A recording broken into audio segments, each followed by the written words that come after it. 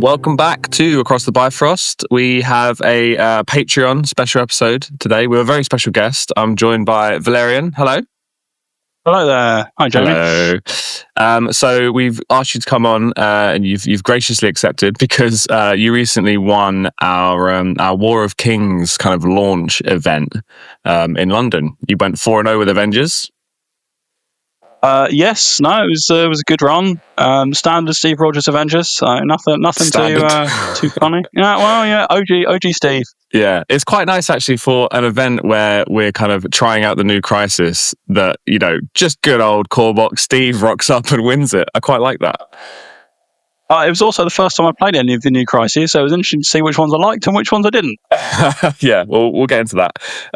So give us a brief kind of history on Avengers, because you've been on Avengers for a while now. Yeah, it was probably about summertime last year when I switched from Brotherhood after a bad couple of events with Brotherhood. Okay. And decided to move to Avengers, and I owned the original 5 from the core box. So Steve, Iron Man, Widow, and I can't remember who else was in there, but. And then I just picked up a couple more and just started rocking with them. Nice. So probably had quite a lot of events in them now. And it was autumn when I picked up Sam Wilson and Shang-Chi, which kind of kick-started me on the starting to do better at events, perhaps unsurprisingly. Shang-Chi, one of the best models in the game, and Sam, who's just been amazing forever. Yeah, that'll help. But I also picked up Vision at the same time, and he's also been an absolute star for me. Yeah? Vision? Not so much I've seen Vision like twice, maybe.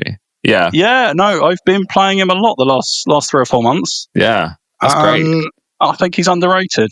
So alongside the the things that everyone else knows is good, Shang-Chi and Sam, Vision is my secret weapon. Yeah, nice. I think I've seen Vision twice, ever, maybe. But the thing is, literally, 99% of MCP models under Steve 1's leadership, you have to be careful of. Because Steve can make even the most kind of, grotesque models shine, I think, with that leadership. I mean, I will say that I've yet to play Sam Wilson's leadership. All of my Avengers game have been with Steve 1's leadership. Ah, interesting. And it's really, really hard to come off that. Just every turn, everything is reduced. Yeah. It's always going to have an effect. It's always going to be there and do something. So... Yeah, so do you find that, all of your activations kind of end up meaning something because of that? Yeah, I mean, it's particularly early game, round 1, round 2, when don't have as much power to spread around. They can all generally do something. So Shang-Chi's got his charge, Sam Wilson's got his charge, Vision's got his low-cost throw, Cable can slide and pick up an extract, Hulk's obviously just do whatever he wants. That's great. Yeah, I didn't think about Cable. Cable grabbing an extract is great as well, because Cable's power economy is so perfect for him to do exactly what he wants. But then under Steve, he can also grab an extract, which is the one thing he can't normally do. He is actually the only real safe grab on my list. Hode's a semi-safe grab, but yeah. So if there's odd number of extracts, Cable goes up turn 1. If I've got Pro, and it's my safe grab. Yeah, nice. That's cool. Okay, well, let's go through the list, and then we'll talk about the games. So, characters, you've got Steve Rogers, Hulk, Black Panther, Cable, Toad, Captain America, Sam Wilson, Black Widow, Shang-Chi, Vision, and Iron Man, original Iron Man. Anything you want to shout out there that you haven't already? Black Panther's actually kind of been pushed out by Vision a lot. Okay, interesting. Shang-Chi is now my number 1 full slot, obviously. Yeah. But Panther's actually been pushed out a little bit by Vision, so they're competing for that secondary slot now, whereas before I owned Shang-Chi, Black Panther's all over the place. Yeah. That's interesting. When does Black Panther see the table then? Is there any time that he does beat off Vision? I did actually play him once in this, when I need every character to be mobile. Because Vision is a little bit slower. He's not as mobile, because Black Panther's got the powerful long move. Yeah. So if I want all of my models to be able to just move around, rotate a bit more, then that's when I play Panther. Okay. The other thing I probably will say about my list is the double 2 threats. I found that incredibly useful, actually. Really? It's something I play probably about half the time. Is 2/2s, Widow and Toad. It's obviously a bit more scenario edge. So I think, So when do you kind of make that decision? Is that based on like how wide you want to be? Yeah, 100%. Particularly if there's a lot of points on the board in terms of scoring, lots of crises tokens on the board, and I've got prio. Yeah. Is that if I can go wide of my opponent, I can get the first and last activations round one. Okay. Yeah. And just try and go up on points round one. Yeah. And then start the typical Avengers attrition game. That's cool. Okay. You say so. Yeah, that's interesting. You say typical Avengers attrition. So in my mind, I'm probably wrong here, but I feel like Avengers are quite a mid-tier team. But actually, looking at your list, you've got a lot of people that punch real hard. I mean, Cable and Shang-Chi, just in and of themselves, are A, quite mobile, but B, just put out so much damage. Yeah. And if you're running Cable under Steve 1, you're running his telekinetic shields. So you're a bit tougher, and there's only one power each turn, first time. So with Cable and Steve, you're actually a lot tougher than most teams. Oh, that's cool. Yeah, I didn't spot that. That's great. Yeah, nice. So, the attrition output is mid-tier. It's good, but it's not outstanding. But you're also a bit tougher than a lot of teams, so it kind of balances that out. Yeah, and I feel like in general, the new Crisis cards are kind of, there's no more E Street, right? So there's no more like focused attrition. There's a lot of brawls happening, I find. I mean, I was very much on the sword base train actually beforehand. Yeah. So the new Crises, new Secures just slot right into that same place. So super happy with the Secures from that point of view. Yeah, that's great. Okay, cool. Well, let's go on to tactics cards. So obviously you have Avengers Assemble. You kind of have to. Brace for Impact, obviously. Recalibration Matrix, Battle Plan, Warpath, Bird of Prey, Chi Mastery, Vertical Assistance, Helios Laser Bombardment, and Grievous Wounds. You have one restricted card. I'm debating on bringing Indomitable. Yeah. Actually, also because previously I was playing Researcher. Oh, okay, so the last couple of months I was playing Researcher, so I haven't yet changed that. But what's probably going to happen is Vertical Assistance is going to drop, so that's Widow's extra move card for the listeners. I found I've not really been playing it much, even when I'm playing Widow a bunch, so that's probably going to go for Indomitable. Okay, fair enough. Do you have a target in mind for Indomitable, or just generally good? I think it's just a generally good card. Yeah. And that's actually perfect for someone like Vision, because he doesn't have the movement shenanigans that everyone else does. So just every so often. That's cool, yeah. I can see that being great. Okay, cool. And I mean, any card you want to point out here as kind of particularly great? I mean, I'm usually playing Avengers Assemble, Brace for Impact, Chi Mastery, Warpath, and one other. That's 80% of games I'm playing those 4 cards. Yeah, fair enough. I mean, Chi Mastery just comes staple to Shang-Chi, to be honest. It's so good. Exactly, yeah. So, and I guess he's got a bit of extra power for it as well, because of Steve, giving him cheap superpowers. Exactly. Yeah. Charge is always only 1 cost. Which is incredibly helpful for that. That is terrifying. Yeah, nice. Great. Okay, so we'll go over Crisis cards, but they are completely irrelevant for this event because you were forced onto certain Crisis. But for the sake of the list, so you've got Intrusions, Deadline to Destruction, and Macron Crystal for your secures. So that's kind of the kind of sword base-esque shape you were talking about. Yeah, so obviously Intrusions is still the standard, the last remaining standard fighty setup. Yeah. And that's probably where I bring Hulk. And then Deadline and Macron are both that flexible, more sword-esque.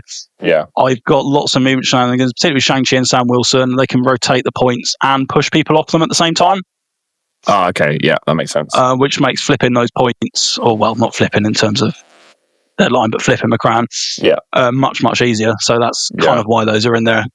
Nice. That's cool. It's nice to see. I always get happy when I see teams that are okay on pay to flips. I think too many people think that pay to flips is just an X-Men thing. But a lot of other teams have some play on it. X-Men are incredibly good at it round 1, but they're the same as everyone else after that. Yeah, that's what I thought. Yeah. People complain about First Class. It's not that great a card. It gives you a nice round 1 advantage, but then you just beat them up. It is a good card, but every faction's got one good. I've got Avengers Assemble and Avengers, and that card's insane. Yeah, it's a great card. Yeah. Do you find that you normally use Avengers Assemble like as a round 1 thing, or do you hold on to it? Almost never round 1. Really? I think that's a waste. If you can set up a disgusting beam with Vision, top of round 2, top of round 3, do that. Otherwise, it's mostly to just reposition models, so getting them back on points, getting them into my auras, bodyguards, cable auras, right? or Yeah. whatnot. Okay. Yeah. Definitely, yeah. Mid to late game, I would normally say. Okay, that's interesting. It's definitely a scary card because I find that I forget about it when I'm playing against Avengers. So I'm relieved when it's used round one because I'm like, cool, I don't have to think about that because it just comes up and you think you've got a bunch of VPs lined up and then suddenly all the Avengers are like moving on to points and like they're back where they started. It's really annoying. I think it's a waste to use it round one most of the time. I think there are occasional situations. Generally, when you've got unlucky and one of your models is about to die. Yeah. But otherwise, just feels like you're using it with so few models round one. You're only spending it on one model round one because of the power cost. Yeah. And that just feels like you're not getting the most out of it. That's true. Yeah, for such a strong card, you're just getting a move out of it, basically. Yeah, that's a good point. Okay, cool. And then your extracts, you have Montesi Formula, Deadly Legacy, and Unexpected Guests. So obviously Legacy and Montesi are still those slightly more fighty. Crises again because they work. Montesi is particularly good if I have Prior because I can grab the middle extract. But if I don't, my opponent's only outscoring me 2-1. Yeah. So it's not the same with Deadly Legacy Virus, and that's when I flip to the more attritional side of things. And you've got great chase as well, right? With Shang-Chi and maybe Panther, Cable, you're great at chasing down people holding extracts. Yeah. Exactly. A pretty good chance of getting double tapping things a lot of the time. Yeah, nice. That's really cool. And then Unexpected Guests again, so there's an even extract, but it's more because of the push. If you're not next to a secure, you get to push towards a secure. Yeah. So in an attrition battle, I'm favoured into extract teams. So if I can push them into my guns or into Shang-Chi, then and I say even extract. So round one, you're going evens, then I'm happy with that. Yeah. That's interesting. So you just said that as an attrition team, you're favoured into extract teams. What do you mean by that? On those kind of crises. So on that kind of crises, they can't. It's really hard for most scenario teams to get one of my extracts on that one and not get punished for it. Right. Yeah. Because they're even and the two on each side. Yeah. Exactly. And because if the person holding one of those extracts is not standing near a secure, they get pushed towards a secure. Yeah. So which means they get pushed. Easy to chase. Yeah. It makes it harder for them to run away. Exactly. Yeah. Okay. Great. Do you find that you're diving their extracts on Unexpected Guests? I've only played it once at this event. Okay. And I didn't dive it. It's something I've definitely been thinking about. But equally, I don't have in my roster that really tanky model that I would trust to dive an extract and survive. It's interesting because when you look at Unexpected, I mean, maybe this is the X-Men player in me, but I'm constantly trying to think, how can I get that back extract? I need to dive those extracts, right? But actually, your team is so good at chasing, you can afford to just go even round one. Be like, yeah, it's fine. I'll get them eventually. Certainly into a lot of teams, scenario teams, X-Men, Webs, whatever. Yeah. If I go even, if I'm not down, I'm happy to start with. Nice. Okay, cool. Well, yeah, so as we mentioned, the Crisis cards are completely irrelevant for this episode because this was a War of Kings kind of launch event that we ran in London, and each round was a forced Crisis combination, which is based on, the Crisis cards in this pack come in pairs. So yeah, we kind of wrote up a nice little doc. Ron made some AI generated art for each round, put some little spiel, kind of story stuff with it. It was really cool. So yeah, should we get on to the event? Oh, cool. Yeah, sounds good. All right. So round one, Inhumans invade Kree space. I'm gonna read the story if that's all right with you. That was kind of the theme of the day. Your podcast, Jamie. In Atalan's throne room, Karnak reveals to the Inhuman royal family that the shield the Kree have put up can be manipulated by a teleport cadre. A small strike team teleports inside the shield and takes out the shield relay stations, causing the shield to fail. So I assume you chose a team, based on that lore, right? Obviously. Oh, yeah, of course, because I read it all thoroughly beforehand, yeah. Yeah, you read the entire War of Kings. That's good. Yeah. Cool. So, yeah, round one, we have Inhumans deploy advanced weaponry with strike team secures shield relay.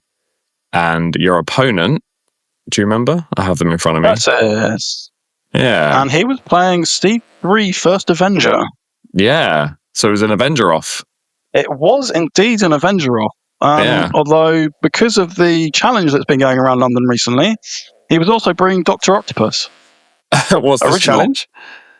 Oh, they were just challenging each other to play different models. I think it started out with Curtis and Archie, but I think it spread a little bit to other people. Oh, okay, nice. Oh, yes, I remember this actually. So, yeah, Archie challenged Curtis to play Dr. Octopus in Avengers, and then Curtis challenged Archie to play Blob in Wakanda, I think.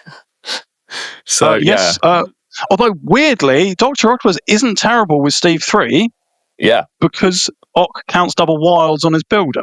Yeah, so being able to turn one die face into a wild gives him two extra successes. So it's actually not as bad as it sounds at the outset. Yeah, it's actually pretty good. And Doc Ock is a decent model. He's got that throw. The throw is really good. Yeah, I think we're going to see some lists with Doc Ock and Gambit under Steve 3 soon because of the double wild stuff.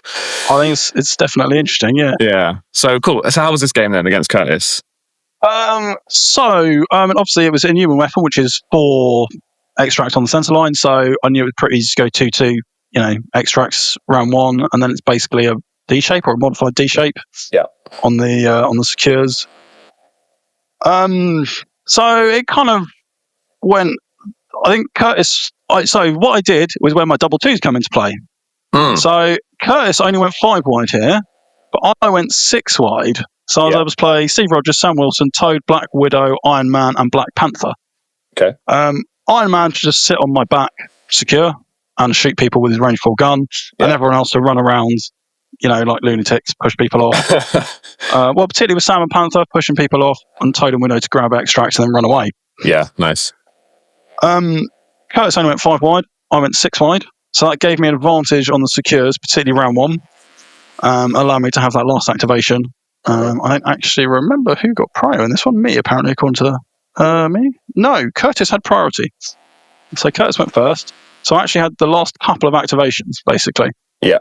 Which is great on a pay to flip, right? Because you just run in and flip a bunch of points. Yeah, exactly. But also with Black Panther just running in and pushing Steve 3 off the point and then taking it himself. Yeah.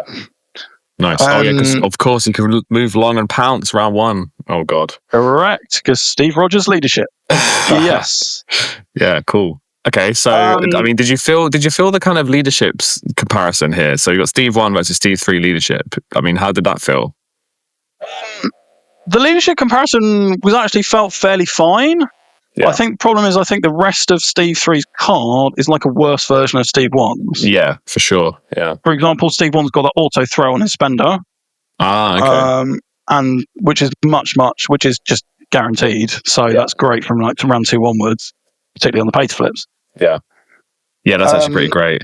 And Steve 3 has that weird add dice equal to size thing, which doesn't really come up, except I was playing Sentinels at this event. And Steve 3 killed 2 Sentinels in 2 rounds. That's going to do it. The other thing to note about the difference between the captains is that Steve 1 is held 5 on the front, 6 on the back. Yeah. Steve 3 is the other way round. Oh, okay. So that meant because they've both got the count blanks on the back. Yeah. It means when they're flipped, Steve 1's actually tougher. Right. That's interesting. Okay. And this mattered because when Black Panther got flipped and came back from being injured, he did a mantle of the Black Panther spender into Steve 3 and wiped him off the board. Wow. Yeah. Yeah. I'd never really compared them that closely. You're right. Steve 1 is just better than Steve 3, right? Stats-wise. Yeah. Unfortunately, I think Steve 3's leadership is actually quite nice if you pick the right models, but the rest of the card isn't as good. Yeah. That's interesting. Yeah. Okay, cool. Well, there we go. That's the Steve off. Yeah. Anything else happening in this game that's worth noting?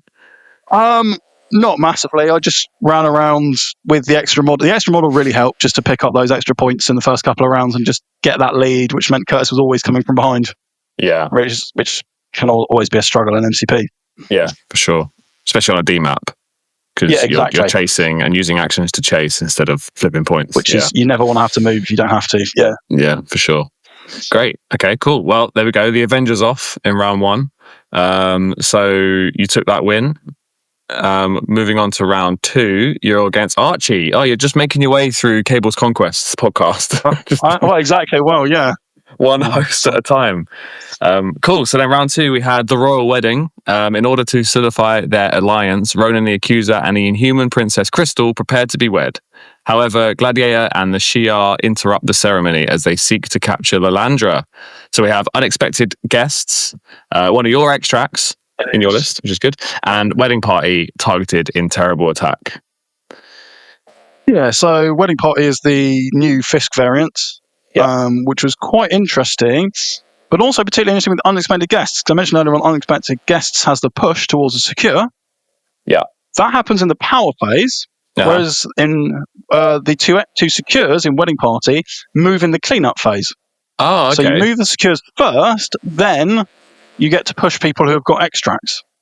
Right, that's interesting. So it's a really interesting combination. Yeah. I'm not sure the moving them and the pushing in that order necessarily had an effect, but it's just interesting to note. Yeah, it kind of, you realise that the push is actually quite general when you can choose any secure. So you just choose a different secure, and you can basically push them anywhere you want. The point of the line is that you have to push them towards the fight. You can't push them away. So exactly that. Yeah, it doesn't. It ends up not amounting to much difference, but yeah, still pretty cool. Because there were only two secures in this one, I went for a slightly fight, and also because he was playing Black Panther led Wakanda, I went for a slightly more fighty lineup. So I played Steve Rogers, Sam Wilson, Vision, Shang-Chi, Cable. That's a nice switch from the D map you had before. There's a very different team on this one, so I can see the fighting pivot. Yeah, absolutely. And because if the secures start moving closer together, then Sam Wilson, for example, can start moving between them. Ah, that's cool. So is that your goal with this? Were you trying to kind of push the secures together? I think what I was actually trying to do is win the fight on one side of the board. Yeah. And just kind of try and make it hard for him to get all the points on the other side of the board. Yeah, makes sense. Using Shang-Chi and Sam Wilson to push people away from kind of the secure on his side of the board. Yeah. Effectively. Yeah, that's cool. I find that Wedding Party is quite hard. I struggle to calculate it because each secure is 2 VP. Yeah. I never know whether to abandon a side or when to abandon a side, you know? I definitely put more of my threat on one side of the table. Yeah. And Sam Wilson definitely started on one side and flew across to the other side to help with that, to try and leverage that. Yeah. God, yeah, every time... I know Steve's leadership so well. Every time you mention a model, I go, Sam Wilson. Oh, God, he can charge for 1 power. That's amazing. Yeah, charge. That's the thing. Charge for 1 into a shield throw. And then if he doesn't get it once, he can move back again or make a second attack to try and push someone. Yeah. Nice. And then he can up his shields, right, for 1 power on his turn? Yep, so, exactly that as well. Yeah, that's really cool. I mean, this was the game where I burned Avengers Assemble top of round 2 to move Vision into a place to beam through his models. Oh, cool. Twice. Which normally is really, really good and really effective, particularly when you're shooting in Baku and Okoye and the like. Yeah. Who have 2 energy defense. He completely whiffed them this time, though. Aww. And with basically 6 energy attacks, did 3 damage total. Vision. And attacked his card. But it's fine because later on Shang-Chi didn't die, and then they both Shuri and Blob in 1 activation. So nice. So the objective here was to push Shang-Chi into Blob as much as possible because Blob's only got 2 Mystic defense. Oh, okay. Oh, so you were just punching Blob in the brain then? Yeah, and also if I can attack people next to Blob, then I can push Blob away with Shang-Chi's superpower, and Blob can't use his reduction to push me away. Oh, that's interesting. Wow. I like that you figured out some anti-blob tech. So no one sees. Shang-Chi gets around some of the... unfortunately no one really plays Blob, but but Shang-Chi can do into other models as well. Any model that's got kind of that kind of defensive tech or whatnot. Yeah. Shang-Chi can attack someone near them, but push anyone who's within 2 of him. Yeah. That's really cool. So you've displaced Blob and he doesn't get to do his fancy stuff to get back on. Exactly. Doesn't get to, Oh, right. Displace me back again. Yeah. That's great. Okay, so did this end up sliding quite attrition-y then for you? I think on both sides there was quite a lot of just damage flying around, lots of injured model. I think almost everyone was injured or KO'd at the end of the game. Oh, really? Most models on the table. Yeah. It was definitely a case of that kind of thing, yeah. Yeah, people think that this Wedding Party Fisk, kind of combo, it's the new fighty, it's the new E Street. What do you think about that? Do they feel like fighty maps? I think they do feel like fighty maps, yeah. I don't think it's quite as much as East Street because you've still effectively got two sides of the board. Right, yeah. To play, and you've basically got 4 points on your left-hand side and 4 points on your right-hand side. Yeah. I think it's only if one person wins them both round one and moves them towards each other, or the other player moves them towards each other, that's when it really gets East Street. But it's more like something like Sword, where things are close enough together to shoot each other, but there are points on the table. Yeah. Right. That's cool.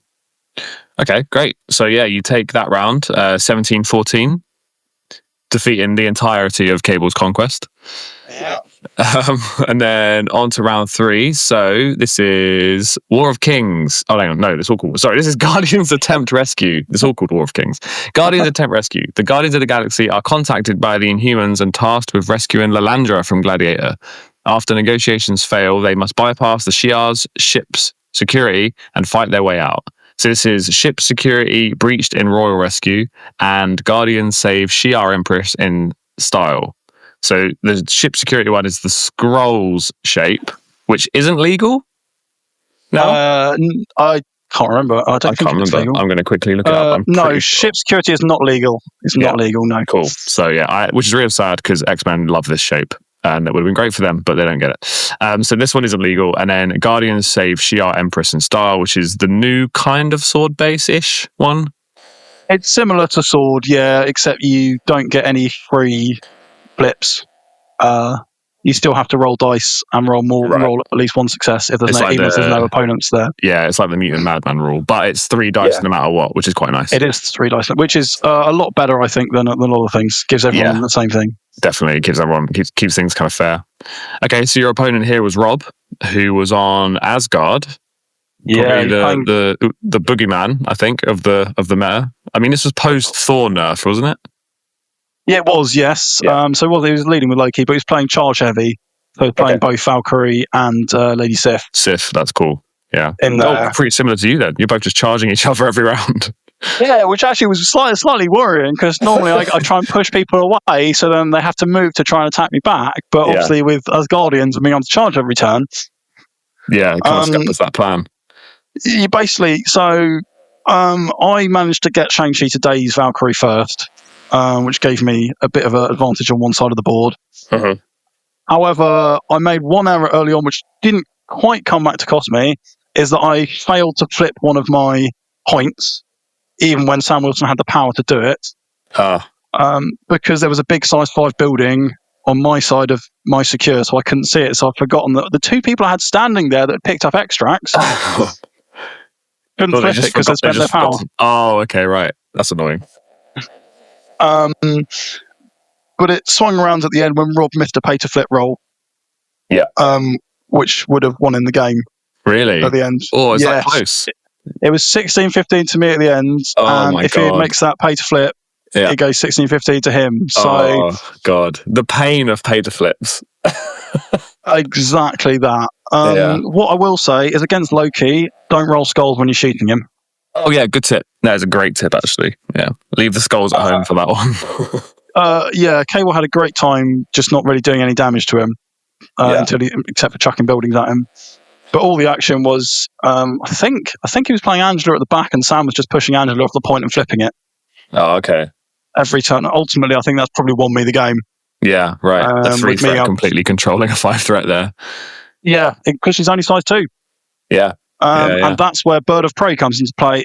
Bird of Prey is great into Asgard because they've always got flying models. What is Bird of Prey? Remind us of that card. Sam Wilson pays 2 power and he gets, when he's targeting any model with flying, pays 2 power, he gains 3 dice and re-roll any dice in that attack. So he basically gets a 7 die, re-roll any shield throw. So it's almost guaranteed to do the damage and do the push. Yeah. That's great. So it's just, I guess you just save that for when you really need that push then? Exactly. Yeah. When I know that model is already activated, so they can't walk back and flip the point again. Yeah. That's really cool. Yeah, I haven't seen that card played very much. That's a great card. Especially when you put it like that. I guess because it's kind of pitched as a damage dealing card, right? And you're like, well, Sam Wilson isn't really the damage dealing type. But no, yeah, you're right. It's to guarantee that push. Exactly that. Asgard, Guardians, about the only people that always play flying characters. If you know your opponent's only playing Green Goblin Spider Foe, it's a very niche pick. Yeah, but it's very good into certain teams. Yeah, that's cool. That's good game knowledge there of knowing. I didn't know Asgardians flew that much. I guess you're right. I think all the Thors fly. Yeah, the Thor. I'm thinking Valkyrie doesn't. No, I think it's all the Thors, Bill and Angela. Yeah, ones that fly. Oh, good take. I wouldn't have spotted that. Yeah, nice. Okay, cool. So yeah, anything else to mention about that game? I'm trying to think. What was the extract? Being nail-bitingly close. Matter. It was so tight. Absolutely could have gone either way. Yeah. I didn't miss a pay extract. Oh, sorry, go on. Yeah, I didn't miss a pay flip. He missed one at the end. Fine margins. Yeah, unfortunately, that is the way sometimes. I mean, let's talk about the extract, actually, because, I mean, I don't think you and I are quite competitive players. We're probably never going to play this extract ever again because it's not legal. I mean, what do you think about it? Did it really come up? Did it feel off to you? I prefer it to Scrolls because Scrolls, that push is always can be a feel-bad moment. Yeah, I like this because it's like Scrolls, but without the push. Yeah. Which means that you're never going to get hosed at a... So I would prefer this to stay in and Scrolls to drop out. Yeah, I think I said on the podcast that this is clearly a Scrolls replacement. Yeah. I was so sure. I was like, because obviously, the push feels bad. It's a bit random and it's not very nice because you can just lose a model, very early in the game because of a bad Scrolls roll. I thought this was a very clear replacement. I'm very surprised this didn't stay in. I think most people saw this as a straight replacement when it was teased. Yeah, that's a shame. But anyway, cool. All right. Well, that is round 3, and then onto the final. So this is round 4. Battle over the T-bomb. The Inhumans and the Shi'ar battle while the deadly Terrigen bomb counts down to ultimate destruction. So this is Terrigen Canister's fuel doomsday device. Which is the new F-shape extract where you risk getting poisoned and you have to move short when you're holding it. Yeah. And Deadline to Destruction, which is the kind of squashed D shape that you can pay a power on each point to deal a damage to someone or make them drop an extract. So Sorry, go on. Sorry. We forgot that rule on Deadline most of the game. It's fair to say. But okay, cool. First time we'd both played on it, and we mostly forgot about that one. Yeah, that makes sense. That was actually going to be my next question: is did that come up much? But I guess not. I think I used it once or twice early on, and then just didn't remember about it. Yeah, so a lot of people are thinking this is like kind of the third. If Wedding Party and Mayor Fisk are the attrition kind of secures, if you don't like intrusions, this might be your third Deadline to Destruction because a bit of extra damage kind of being popped out. I still find that it feels like a D shape though, so there's still quite a lot of running away from each other. What do you think? It's because it's on the angle rather than something like a sword. It is slightly more clunky to move around on it. I think it's quite powerful into webs because they don't really like. I mean, okay, but I'm not. It doesn't feel if you're going for a full 3 attrition secures. I probably don't think you bring it. No, okay, interesting. There's too many points it's not on attrition enough. I mean, because I'm playing a slightly flex attrition with people like Sam Wilson and whatnot. I'm playing it, but I think pure attrition. I think you're looking at the 2 Fisk ones. Okay, that's interesting. And more so, yeah. It is, however, tailor-made for Shang-Chi. This particular, because you can get around all of them. Right, so you just charge in between each one. Because X-Men and Webs, neither of them particularly like mystic attacks either. So 2 of the big scenario teams in the game don't like A, his mystic attacks, B, him being able to move around, and C, extra damage. Yeah, that's great actually. So he still has to move and charge between 2 points, right? I think it depends where he's placed. So if you place him on literally directly between the furthest from one facing another one, he can move between them. Okay. But I think if you are out of position, he will need to move and charge it. Sure. But also, he can move, hit someone, and then spend a power, use his superpower to move short. Oh, of course. So he can charge and still move short. Yes. Yeah. There may be a running theme in my Avengers list that Shang-Chi is there. I play him every game. Yeah, right. I see. What I'm hearing is you hate move actions. You don't like moving at all. I just want to charge at all times. Also true. I mean, it's also very much one of the things I've gone for is mobility, and also displacement. So a lot of my models have pushes or throws that are relatively cheap on them. So yeah, it's a bit of mobility and displacement is what I focus on a lot with this list. Yeah. Right. Yeah. Okay. Great. So your opponent here is Harry in the final, who is on X-Force. Not often that you see an Avengers X-Force final, so that's quite fun. Right. So the problem for Harry here is that, well, two things. It's an F shape, and I got priority, which means I can safe grab the middle one. Yeah. And secondly, because I'm playing Steve Rogers, my cable is better than his cable. Yeah, in the cable off, that is a clear bonus. Because obviously my superfans are cheaper, but also I've got Steve the bodyguard when his cable shoots my cable. Sure, yeah. Oh, wow. So because I went priority and because of that, I just went up early, and it was always a bit of a struggle for him to just get back on terms. Yeah. Because of that. It's worth pointing out here, obviously this wasn't Harry's extract because we're on Forced Crisis, but I've seen a lot of people recently take F-shape extracts. So F-shapes are when there's 5, and they take those because they're like, oh, it's lots of extracts and I want to score loads of points. But you have to remember that when your opponent wins priority, 9 times out of 10, they're picking their secures, which means they'll end up on your F extracts. So they will have the advantage that Valerian has just had here of like, you could just grab the midline. So you're kind of giving them an advantage by taking an F-shaped extract. You absolutely need to have a plan if you're bringing Fs on what do you do if you lose priority. Yes. You absolutely need to be able to plan for that. And yeah, as you say, it wasn't Harry's choice. Yeah, it's not something X-Force should bring. Yeah, for sure. This is not an X-Force extract at all. To be fair, I wouldn't say Avengers should bring it either in general. But yeah, that's fair. Okay, so again, if I don't have priority there, he can probably take the middle one safely, and he goes 3-2 up on extracts round 1. Yeah, exactly. But then your list is equipped for that, right? Because you've got all the charges, all the chase. Yeah, so what do I bring here? Steve Rogers, Shang-Chi, Cable, Black Widow, Toad. Double 2s again. Again, to take my 2 back extracts, I brought my 2 threats. Yeah. So I'm spending less threat picking up those 2, which gives me more threat to push up the table, because I can run away with those 2 if I need to. Yeah. Whereas if he picks up his 2, he's using at least 3 threats. Yeah. To do that. So That's I've got more threat protection. Yeah, I never really think about it like that, like threat to kind of VP ratio, I guess. That's really interesting. Double T. So it meant I could just overload one flank slightly. Yeah. Again, once I'd picked up the centre one, I could just pivot to one side. And basically win 5-4 or 5-3 every turn. Every round, yeah. Because I guess with the F-shaped extract and the kind of pseudo D for Deadline to Destruction, you can't, if you want to pick up those home extracts, you're not on a secure. So it's even more reason to do it with your 2 threats, because you're like, well, they're going to kind of waste next round by running to a secure anyway. That's pretty cool. Nice. All right. Anything worth pointing out in this game then? Anything crazy happen?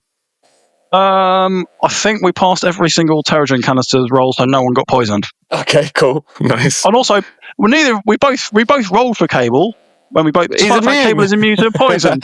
So we both forgot that to start with. So no one got poisoned in the whole game, and the short move didn't really matter. Yeah, right. In general, that's pretty funny. Yeah, I mean, I guess Deadline to Destruction, it's quite a tight secure, so the short move isn't hurting too much. And obviously I made sure that Shang-Chi didn't pick one up, so he could just move medium. Yeah, for sure. Yeah. So were you just like dazing characters and leaving extracts on the ground just for the sake of Shang-Chi being the most Shang-Chi he can be? I mean, I think there was one extract floating around on the ground at one point. Yeah. Nice. Yeah. Great. Cool. Well, there you go. That's the win. You win the final. Congrats. Some good stuff there. I actually, you know what? I'm a bit of an Avengers hater because in the comics, I think they're quite anti-X-Men and I think they're boring. But you've made them sound really interesting and cool, actually. That's a really cool list. Well, thank you. Yeah, I mean, it's taken a bit of time to get to this stage. It's pretty set now. There's only kind of the last slot or so and the last tactics card that, might get tweaked here or there. But it's pretty set. It's going pretty well, and it's almost certainly going to come to the Mutant Weekender in May. Nice, very cool. So, great. Yeah, it's good to see, and I really like the kind of idea of these new Crisis cards come out, and then you're playing original core box Steve and just win an event. It's really great. He's still great. He's some of the early models are still great. Yeah. super flexible. You know, Hulk's still amazing. Literally everyone in your list just loves the leadership. It's really great. Oh, I've just realised Toad could hop for 1 power as well. God, that's great. Yeah. Well, it's also the fact that Toad grabs a middle extract. If you shoot him and don't kill him, if you did him 1 damage, he uses that 1 power to run away slippery. again. 1 power slippery. Oh my God. That's so the main thing. You're like, you have to kill him or not hurt him at all. There is no other option. Or he's slippery in a way. God, that's awful. Yeah. It's also worth noting that I can't remember who this was against. It was a couple of events ago. Black Widow has Counter Strike, which is 1 power. Man-Thing punched Black Widow twice. Black Widow dealt 3 damage with each Counter Strike to daze Man-Thing. So occasionally, even things like Counter Strike from Black Widow just pop off. Wow, because when it's 1 power, you're like, well, I might as well. Exactly. Right? That's really cool. That's really cool. Yeah, nice. Okay, there is a pseudo round 5 here, which I won't read out because we didn't play it. But basically, it's in a nice little PDF which I will attach to this post on Patreon. So if you want to play the War of Kings stuff all paired up in the way they were kind of designed, then you can. I'd recommend it. It's quite fun. It's probably the only time you'll play the cards that didn't get put into the official rotation. So I'll put it on the post. So yeah, before we finish then, Valerian, anything you want to say about just kind of Avengers in general, what people should try, you know, should they jump on this team? I honestly think you can chuck a lot of models in here. The core of Avengers is basically Steve, Cable, Shang-Chi, Hulk, 2 threat of choice. And then outside of that, you can basically pick 4 or 5 other models to fill out the roster. So there is so much variety. As you mentioned at the start, well, there's a lot of difference between my roster and someone like Pat's roster or any other rosters that are doing okay. Yeah. So while the core is there's like 5 models, 6 models, the other 4 models, 5 models go for 1. There is so much you can do with it because that leadership is just so flexible. Yeah. That's great. Yeah, also I think it's quite a nice remedy for, like, if your favorite character in the comics, you know, is a bit lame in MCP, try him under Steve 1 because a lot of lame characters feel fantastic with him. Yes, everyone can do so much more under Steve. Yeah, there you go. Cool. All right, well, thanks for coming on. I appreciate it. You've made me slightly excited about Avengers, which is very impressive. All right, well, thanks very much for having me, Jamie. Yeah, cheers.